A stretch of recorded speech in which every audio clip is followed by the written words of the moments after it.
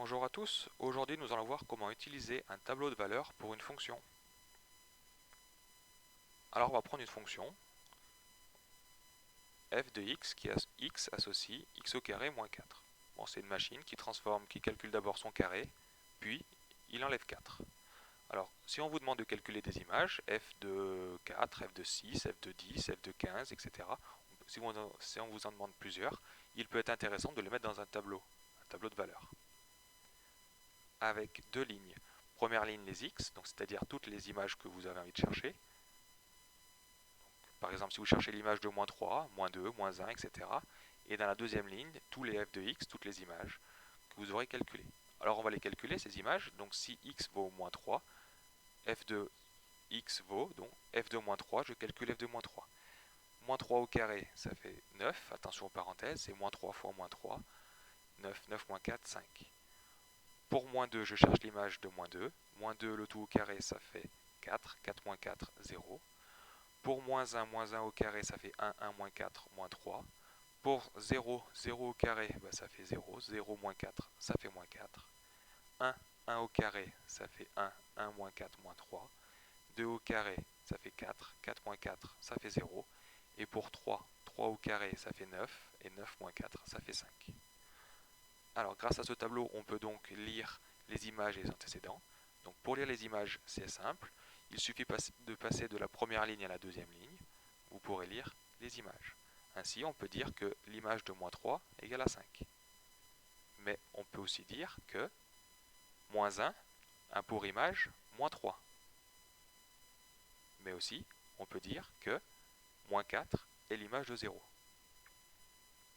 Mais on peut lire aussi les antécédents, le ou les antécédents. Cette fois, il faut que je fasse l'inverse, que je parte de la deuxième ligne pour aller à la première ligne.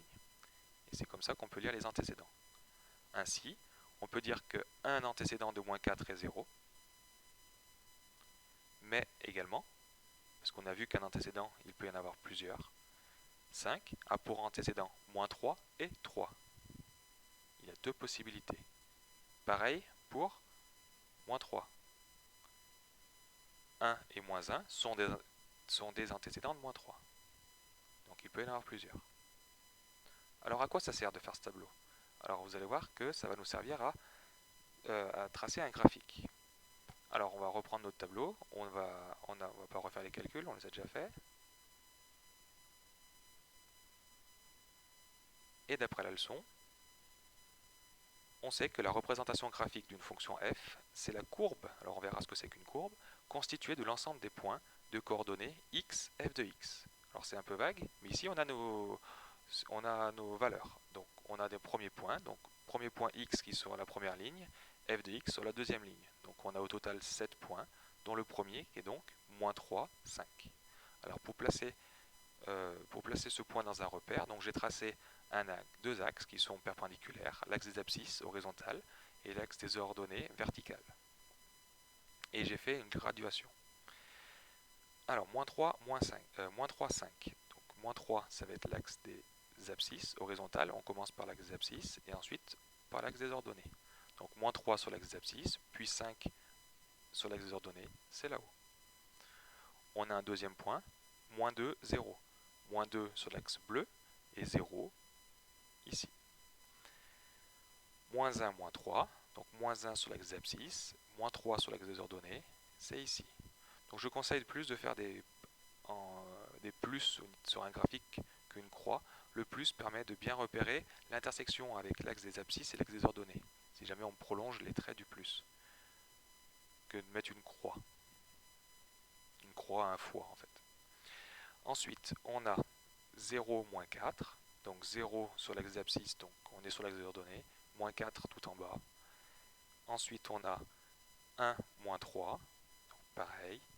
Ensuite, on a 2, 0, et on a ensuite 3, 5. Alors on remarque que les points sont assez symétriques par rapport à l'axe des ordonnées. C'est le cas juste pour cette fonction en particulier, c'est la fonction carré. Un peu plus compliqué, vous verrez ça en classe de seconde. Alors ces points, une fois qu'on a ces points, qu'est-ce qu'on va en faire? On va essayer de les relier. Alors, pas de n'importe quelle façon. On a vu dans le cours que c'est une courbe.